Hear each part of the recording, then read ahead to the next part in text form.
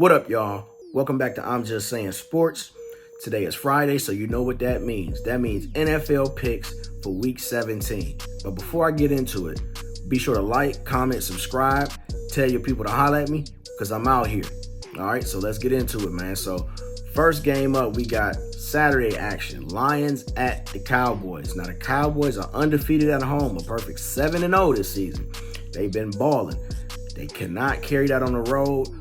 But again, fortunately, this is at home for the Cowboys. The Lions are coming in kind of inconsistent, kind of wobbly. So this is going to be a good matchup. It's going to be a good barometer for the Lions. However, I think the Cowboys is going to be too much. Michael Parsons is going to have to step up and carry that defense because he's just been talking a little too much recently. Let's just be honest about that. So I'm going to take the Cowboys in this one. And I think they solidify their spot in the playoffs. Next game, we got the Dolphins and the Ravens. Now, this is possibly the game of the week. However, it's at 1 o'clock, which should have probably been flexed to Sunday night. But I think the Ravens take this one.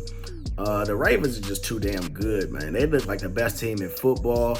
I don't think the Dolphins have it. They can't play on the road. They can't play good teams. They just kind of overrated.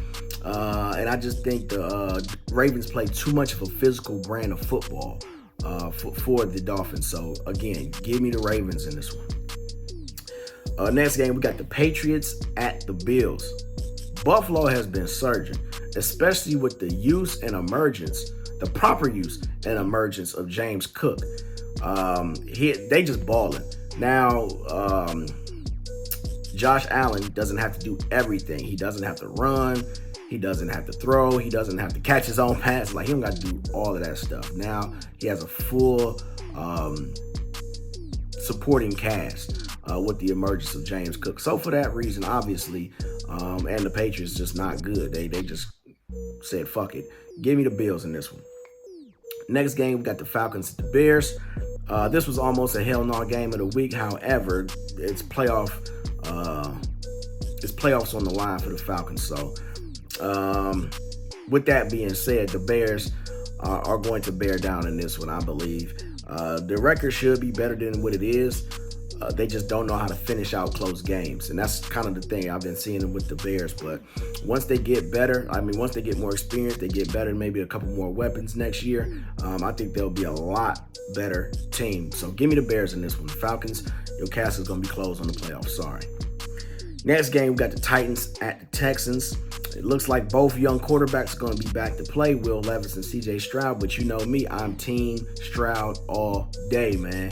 So give me the Texans. They're probably going to get into the playoffs as the division winner in that AFC South, just because the rest of the division is trash. But give me the Texans, Team CJ. Next game, we got the Raiders at the Colts.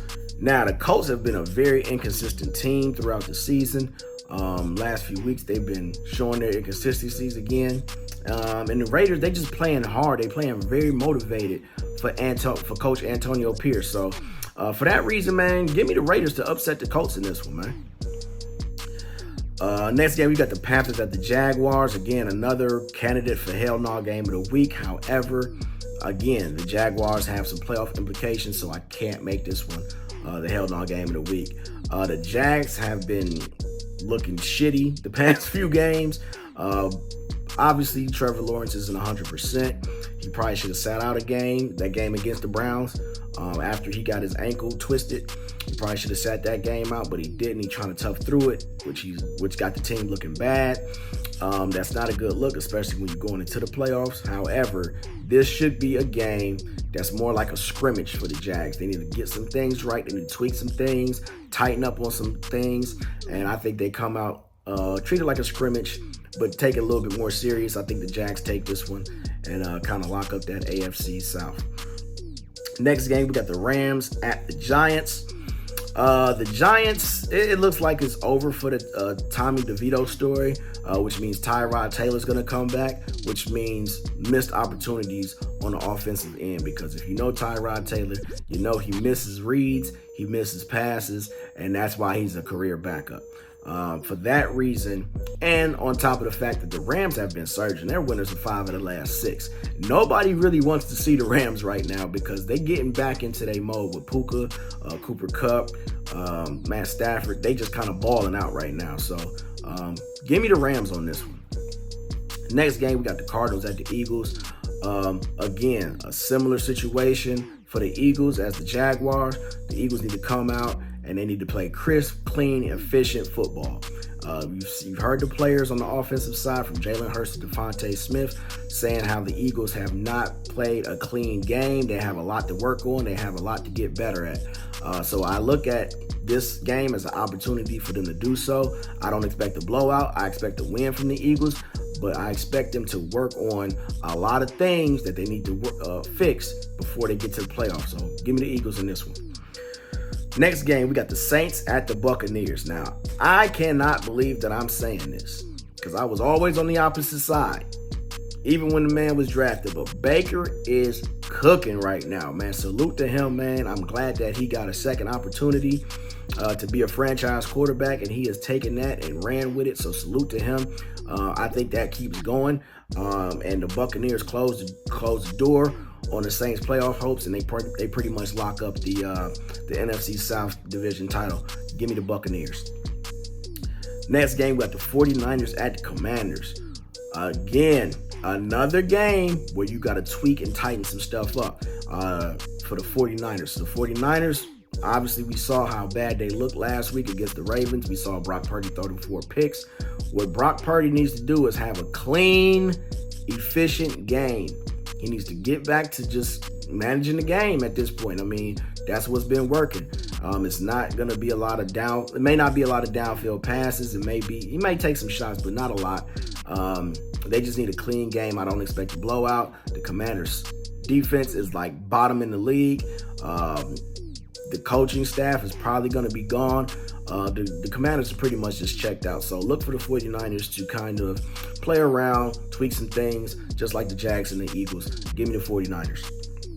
Steelers at Seahawks is next up.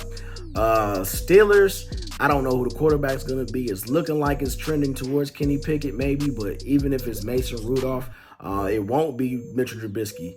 We know that. But I don't see a quarterback on the Steelers roster that can handle the atmosphere of the 12s out in Seattle. I just don't see it.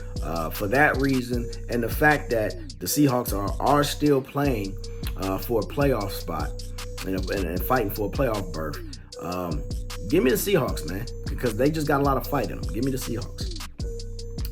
The Bengals at the Chiefs. Now, the Chiefs, again, are in the same situation as the Jags, Eagles, and 49ers. I feel like this game is a game where they need to figure some things out.